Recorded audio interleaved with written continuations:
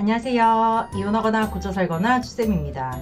남편이 상간녀를 정리하고 가정으로 돌아왔을 때, 이제 우리 부부 둘만 남아서 이제 우리가 회복하는 일만 남았다 싶을 때, 이때를 우리가 굉장히 꿈꾸고 그날만 기다리지만요, 막상 그 상황이 딱 되잖아요. 뭘 어떻게 해야 될지 모르는 분들이 굉장히 많아요. 상간녀라는 적이 있을 때는 내가 전혀 조져버리고 남편이랑 상간녀랑 떼내는 것만 집중을 하면 되니까 오히려 마음 먹기도 편하고 목적이 있으니까 더 일을 진행하기가 수월합니다. 그런데 상간녀가 진짜 떨어져 나갔어. 그러고 나서 이제 남편이랑 회복을 해야 되는데 이대로 그냥 소 닭 보듯이 살기는 또 싫고, 저 사람이랑 내가 그래도 잘해보고 싶은데 내가 뭘 얼만큼 노력을 해야 될까? 내가 어떤 마음가짐으로 살아야 이 사람이랑 불행하지 않게 살 수가 있을까?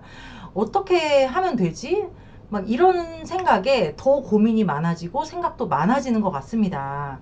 그래서 오늘은 이렇게 남편이 상간녀를 정리하고 돌아왔을 때 회복하는 시기에 아내분들이 저지르는 실수와 그러지 않기 위해서 우리가 어떻게 마음가짐을 먹어야 되고 어떤 것을 받아들여야 되는지를 한번 이야기해 보려고 합니다. 구독과 좋아요 눌러주세요.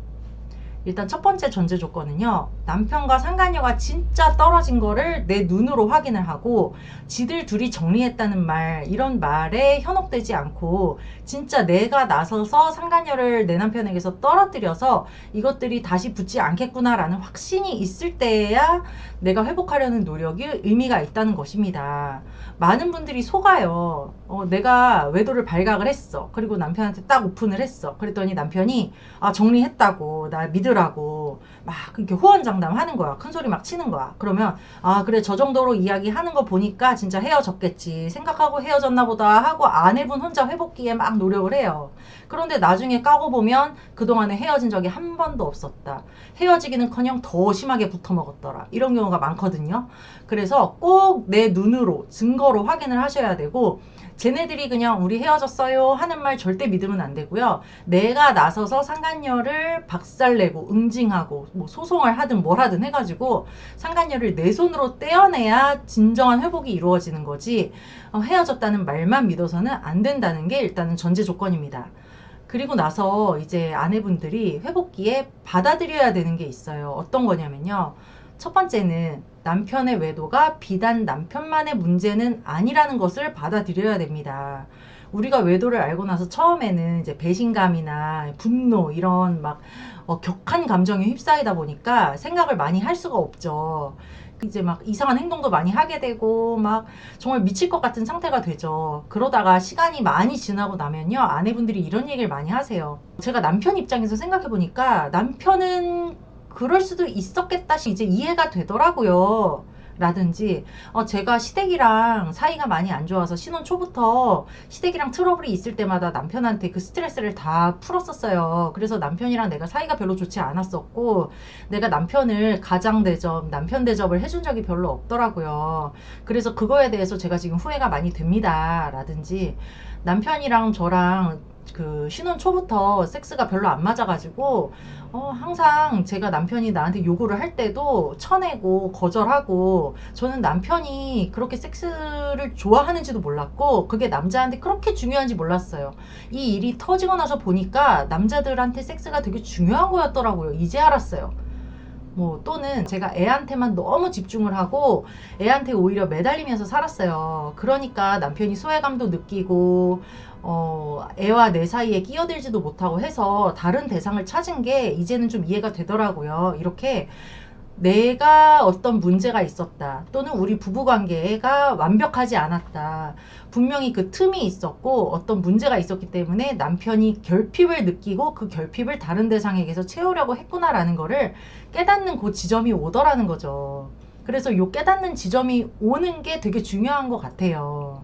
그래서 많은 아내분들이 이 억울하다, 나는 아무 잘못도 없는데, 나는 최선을 다해서 살았는데, 나는 아무 잘못이 없는데 네가 100% 잘못을 했다, 이렇게 생각을 하면요, 처음에는 회복하려고 노력하고 아내한테 참 잘하고 용서해달라고 빌던 남편도요, 나중에는 반발심이 생깁니다. 너는 뭘 그렇게 잘했는데, 너는 뭐 잘못이 없는 줄 알아? 내가 진짜 그런 사이코패스라는 거야? 하면서 아내에게 반발심이 생겨서 그 노력을 안 하고 돌아서는 경우가 많이 있어요. 그래서 제가 아내분들한테 늘 당부드리는 게 남편을 너무 쓰레기 취급하지 마라. 남편을 인간 쓰레기 취급하면 남자들 그거 오래 못 견딘다.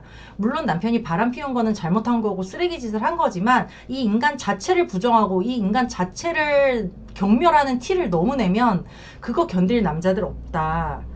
그러니까 내가 이 남자에게 뭘 채워줘야 되는지, 이 남자가 무엇이 부족해서 나에게 충족을 못해서 다른 여자에게서 충족을 하려고 했는지를 꼭 생각을 해보고, 아무리 이 남자가 나쁜 짓을 했다고 하더라도 그 관계를 끊어낼 생각이 아니면 그 사람의 결핍을 내가 어느 정도는 채워줘야 된다. 이렇게 조언을 해드려요. 근데 이제 많은 아내분들이 내가 이 사람에게 정서적인 결핍을 느끼게 했구나라는 거는 잘 생각을 못 하시더라고요.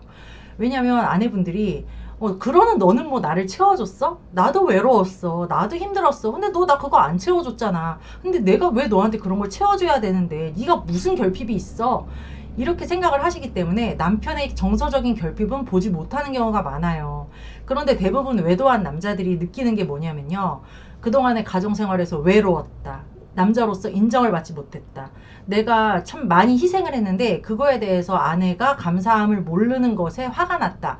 이런 얘기를 또 많이 하거든요. 그래서 남자들이 원하는 거 우쭈쭈 해주고 고맙다 뭐 수고한다 당신이 최고다 이런 거 그런 거를 아내에게 듣지를 못하면 밖에 나가서 그런 이야기를 해주는 여자한테 홀라당 마음 뺏기고 몸 주고 돈 지갑도 열리고 이제 하는 거잖아요. 그래서 아내분들이 생각하기 쉬운 게 저거 섹스에 미쳐서 저렇다. 여자도 섹스에 미쳤고 이 남자도 섹스에 미쳐가지고 단지 섹스 때문에 저것들이 저렇게 물고 빨고 하는 것이다. 라고 요 프레임을 씌워서 저 섹스에 미친놈 이렇게 생각하기가 쉬운데요. 그렇게 생각을 하면 오히려 회복하는데 어려움이 있더라고요. 제가 몇 년 전에 상담한 어떤 분이 이런 얘기를 해주셨어요. 남편이 나한테 잘못했다. 기회를 달라. 우리 잘해보자라고 울고불고 빌었었대요. 근데 이 아내분이 너무너무 화가 난 게 이 새끼가 나가서 딴 여자 만나서 몇 년 동안 외도를 하는 사이에 아내분을 쳐다보지도 않고 아내분이랑 섹스리스였던 거야. 그래서 그게 너무 여자로서 자존심이 상했던 거예요. 그러고 나서 이제 상간녀를 떨어뜨리고 나서 이 아내분이 남편이 또 나한테 섹스하자고 하지 않는 그게 또 너무 이상하고 화가 나는 거야. 얘가 아직도 그 여자 생각이 나나? 얘가 어디 가서 또 딴 데 가서 풀고 있는 거 아닐까? 왜 나한테 하잔 소리를 안 하지? 이제 그래가지고 나름의 지혜를 발휘해서 호텔로 이제 남편을 부른 거예요. 불러서 이게 뭐 분위기를 잡고 좋게 얘기를 하고 이랬으면 좋았을 텐데 이 아내분도 말이 또 곱게 안 나간 거야. 성격도 세고 받은 상처가 있으니까 곱게 안 나가니까 너 그년이랑 물고 빨고 할 때 했던 거 나한테 한번 똑같이 해봐 하면서 빨개 벗겨놓고 이제 나도 빨개 벗고 너 그년이랑 했던 거 그렇게 좋았니? 나랑도 한번 하자. 나랑한테 해봐. 막 이렇게 해봐. 이렇게 된 거야. 남자가 거기서 벌벌벌벌 떨지. 그게 되겠어요? 결국은 못하는 거지. 그러면서 이제 못하겠다 이렇게 했더니 아내분이 또 못하겠다는 소리에 화가 난 거야. 너 이제 내가 여자로 안 보이냐? 지금 나 무시하는 거냐? 그년이랑 되던 거 나한테는 안 되냐? 하면서 화가 나가지고 남편을 막 구박을 한 거예요. 막 폭행도 하고. 그러고 나서 남자가 완전 등이 돌아서가지고요. 더 이상 이 아내분한테 예전에 하던 집안일, 뭐 예쁜 말 이런 것도 안 하고 섹스는 더더욱이나 물 건너 간 거고 난 너랑은 이제 죽을 때까지 못하겠다. 이렇게 나왔다는 거예요. 이렇게 이 남자가 단지 섹스에 미친 거고 그래 너 섹스 좋아하지 내가 해줄게. 너 그년이랑 안 하고 안 하면 나랑 할 수밖에 없잖아. 내가 그거 해줄게. 그러니까 딴 데 가서 여자 찾지 마. 이렇게 너무 그 섹스에 집중을 해서 단편적으로 생각을 해가지고는 이 남자랑 회복이 더 안 되더라 하는 거죠. 그리고 두 번째로 받아들여야 될 거는요. 나도 노력을 해야 된다는 점입니다. 어떻게 보면요. 바람 피우다가 돌아온 인간보다 이 피해 배우자가 더 큰 노력을 해야 될 수도 있어요. 이게 되게 억울하죠. 아니, 지가 바람도 피우고 지가 나한테 이렇게 큰 상처를 줘놓고서는 내가 왜 이거 노력을 해야 되지? 아니, 지가 이런 잘못을 저질렀으면 지가 알아서 착착 노력을 해서 내 마음을 풀어주고 나랑 회복하고 싶으면 지가 노력을 해야지. 내가 뭔 잘못을 했다고 내가 노력을 해. 이렇게 생각을 하는 경우가 많아요. 그래서 가장 나쁜 거는요.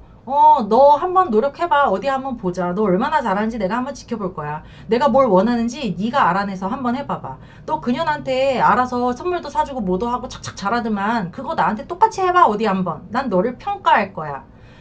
이렇게 이 남자한테 내가 원하는 것도 솔직하게 얘기를 안 하면서 네가 한번 알아내서 네가 한번 어떻게 해봐봐. 그리고 네가 잘못했기 때문에 나는 아무 노력도 안 할 거야. 나는 이제 하던 것도 안 할 거야. 집안일도 안 할 거고 애 케어도 안 할 거고 네가 한번 죽도록 한번 해봐봐.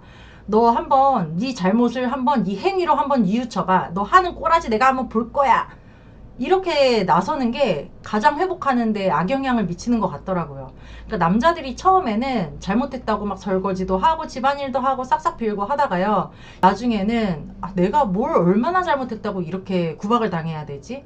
아, 그리고 아주 그냥 너가 나의 약점을 잡았구나, 잡았어. 평생 아주 노예 삼으려고 아주 건수 하나 잡았구나 싶어가지고 남자들도 그런 노력을 하고 싶지가 않아져요.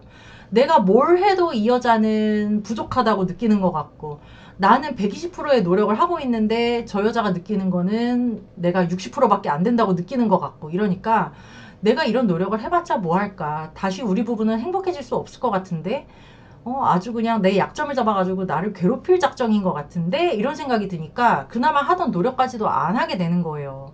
그래서 우리가 진짜 이혼할 생각이 없고 이 사람이랑 그래도 잘해보고 싶다. 회복하고 싶다. 그래도 쇼윈도까지 안 가고 좀 부부로서 뭔가를 이렇게 주고받으면서 좋은 마음으로 살고 싶다 할 때는요.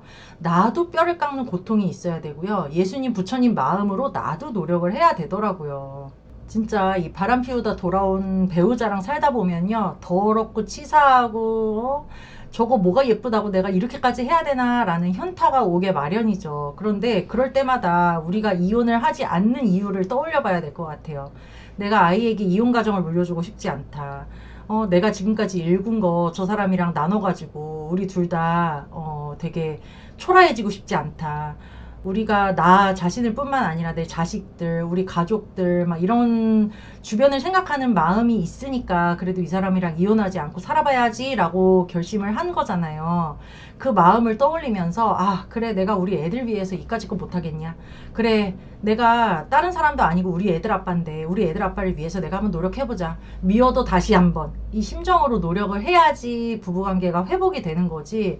계속해서 네가 잘못했다. 너만 노력해라. 네가 어떻게 그럴 수 있냐. 이렇게 생각해서는 회복이 어렵습니다. 받아들여야 할 것. 세 번째는요.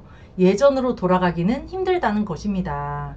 우리가 이 일이 안 생겼으면 모를까. 이미 벌어지고 이 사단이 났는데 내 마음에 이렇게 큰 구멍이 생겼는데 이게 이런 일이 벌어지기 전으로 돌아갈 수는 없죠. 이미 벌어진 일이고 엎질러진 물인데 이 상처에 대해서도요. 내가 어떻게 하면 이 사람을 용서하고 예전처럼 돌아갈 수 있을까 이 생각하면요. 오히려 못 살더라고요. 그냥 그걸 받아들여야 돼요. 아, 이 사람이 이런 사람이었구나. 내가 지금까지 속았구나. 아, 나는 이제 이 상처를 떠안고 살아야 되는구나. 오히려 이렇게 살아야지 이 상황이 수용이 되고 노력할 의지가 생기지. 아, 어떻게 하면 이거를 잊어버릴 수 있을까? 이 사람을 용서를 할 수 있을까 없을까? 그 생각부터 하면은 용서 어차피 죽을 때까지도 안 됩니다. 어차피 평생 가지고 가는 트라우마고 안 좋은 기억인데 그래도 한 가지 우리가 위안을 받을 수 있는 건요. 그래도 이게 시간이 갈수록 점점 잊혀지고 기억의 크기도 줄어들고 떠오르는 빈도도 줄어들고 한다는 거죠. 세월이 지나면서 우리가 가족의 모양도 바뀌고 형태도 바뀌고 또 그 구성원들도 바뀌고 하잖아요. 그 안에서 또 좋은 일도 있고 슬픈 일도 있고 새로운 일이 많이 많이 일어날 거예요. 그런데 그런 일이 벌어지면서 이 외도 사건이라는 게 지금은 내 전부인 것 같고 우리 가족의 막 전부인 것 같고 이렇지만 이 크기가 점점 줄어들게 된다. 내 마음속에 있는 이 큰 구멍도 점점 메꿔지게 되고 그거는 시간만이 해결해 줄 수 있고 신만이 해결해 줄 수 있다. 이거를 받아들이는 게 이 시간을 견뎌내는데 도움이 되는 것 같습니다. 어떤 분들은 이제 그래요. 내가 피해자다. 내가 너무 불행하다. 여기에만 완전 매몰돼 가지고 무슨 싱크홀에 빠진 사람처럼 이 생각에서 헤어나오지 못하면요. 정말 미래가 암울할 수밖에 없죠. 내가 어쩌다가 이런 일을 겪었을까? 난 너무너무 불행해. 나 너무 불쌍해. 이 생각에만 빠져 있으면 남편은 가해자, 나는 피해자, 무조건 저 새끼가 나쁜 새끼. 이렇게 원망하면서 평생 지낼 수밖에 없어요. 그래서 거기서 내가 피해자가 아니라 내가 이 상처를 딛고 일어나서 다시 살아가려면 나한테도 책임이 있구나. 내가 노력해야 되는구나. 내가 너무 남편을 죄인 취급하거나 내가 너무 남편 탓만 해서는 안 되는구나 라는 거를 깨닫고 나 스스로도 노력해야 된다는 게 제 결론입니다. 네, 오늘은 여기까지 하고요. 이거나 거거나 카페에 들어오시면 제가 쓴 칼럼도 있고 다른 분들의 사연도 있으니까요. 이거나 거거나 카페에서 만났으면 좋겠습니다. 여러분 안녕. 다음 시간에 또 만나요.